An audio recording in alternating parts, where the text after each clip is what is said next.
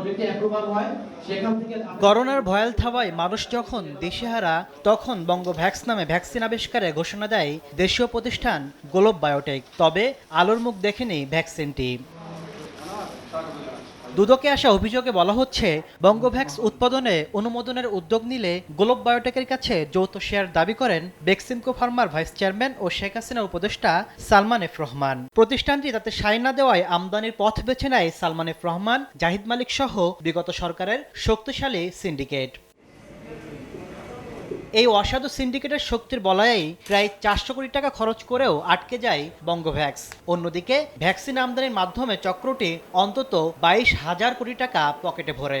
এমন অভিযোগের অনুসন্ধানে এবার মাঠে নেমেছে Dudak. Salman F Rahman, Beximco pharma limited এবং অন্যান্যদের বিরুদ্ধে করোনা ভ্যাকসিন ক্রয়কে কেন্দ্র করে গড়ে ওঠা একটি অসাধু সিন্ডিকেট কর্তৃক 22,000 কোটি টাকা রাষ্ট্রীয় অর্থ আত্মসাতের অভিযোগের বিষয়ে অনুসন্ধানের সিদ্ধান্ত গৃহীত হয়েছে। এদিন যশোর আওয়ামী লীগের প্রভাবশালী নেতা ও সাবেক এমপি শাহিন চাকলাদার ও তার স্ত্রীর বিরুদ্ধে মামলা করেছে দুদক। অপরাধলব্ধ অবৈধ অর্থ জ্ঞাতসারে হস্তান্তর, স্থানান্তর এবং রূপান্তর করার অপরাধ অনুসন্ধানকালে প্রমাণিত হয়েছে। মামলায় চাকলাদার দম্পতির বিরুদ্ধে প্রায় 54 কোটি টাকার অবৈধ সম্পদ ও 341 কোটি টাকার সন্দেহজনক লেনদেনের অভিযোগ আনা হয়েছে।